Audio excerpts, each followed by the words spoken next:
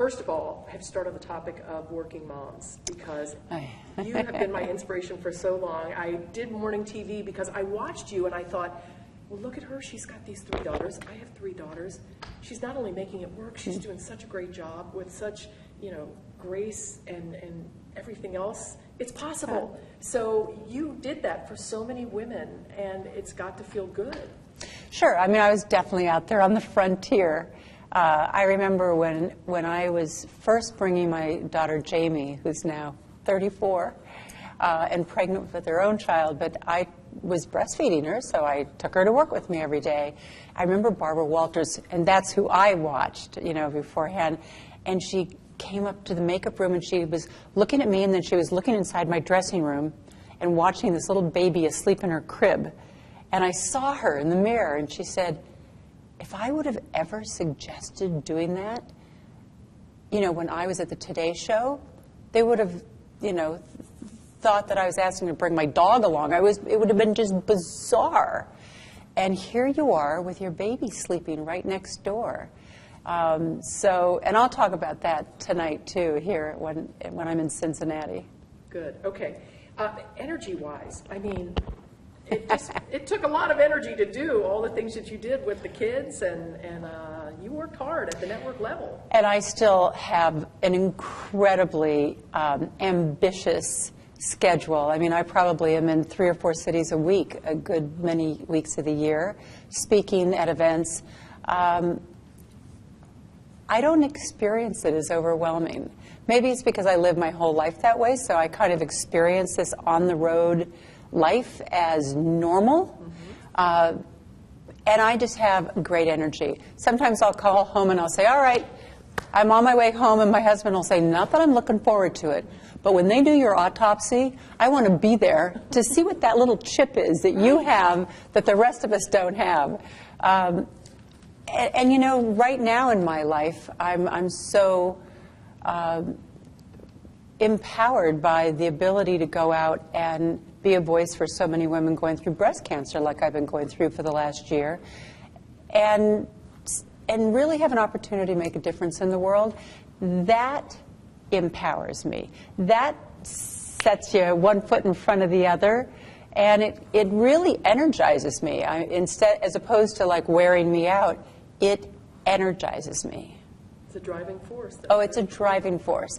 And I think that those of us who are lucky enough to find our passion in life and to understand our value and go with it and decide to do something with it are the truly lucky people.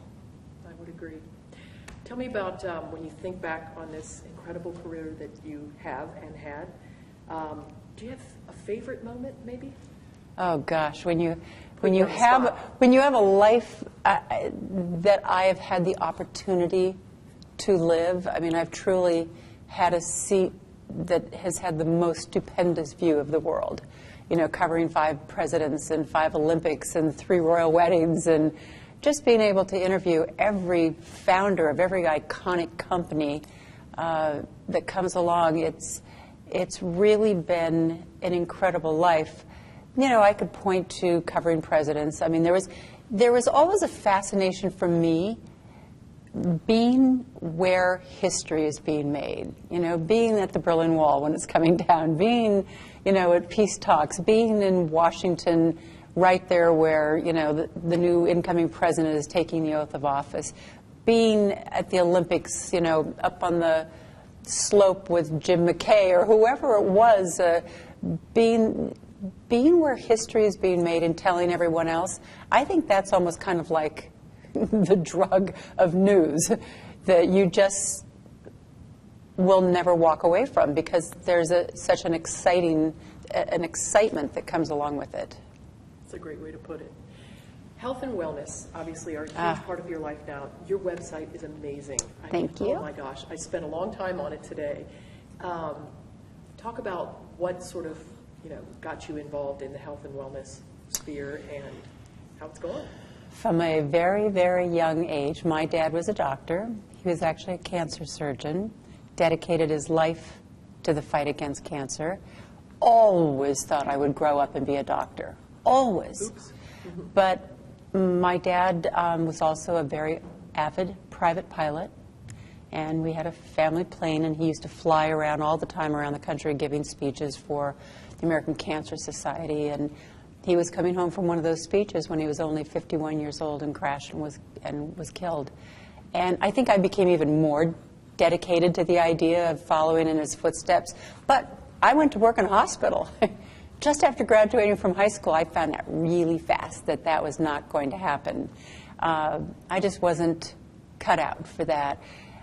But interestingly, I think broadcasting gave me a sense that I was providing American viewers with information that could help them make better informed decisions about their health, about their families, about their lives. So I think I got that sense of self-reward from broadcasting, and just in the oddest way life works. This past 9 months battling triple-negative breast cancer has given me another new opportunity to really reconnect with my dad and feel like I could kind of carry out his legacy. That's pretty cool. You have 7 children now. You can hear that and they go, oh my gosh, still some that are pretty young. What's that like? Is it a crazy family? Is it a fun family? You know, it doesn't make any difference how many presidents I've covered. It's always the 7 kids that get the applause. It's a chaotic household. I mean, not chaotic. Well, sometimes. Certainly a noisy household. I have twins who are almost 12 and twins who are 10. They're in 4th and 6th grade, and they were born right here in Cincinnati at the Good Samaritan Hospital. And so I have a special place in my heart for this town.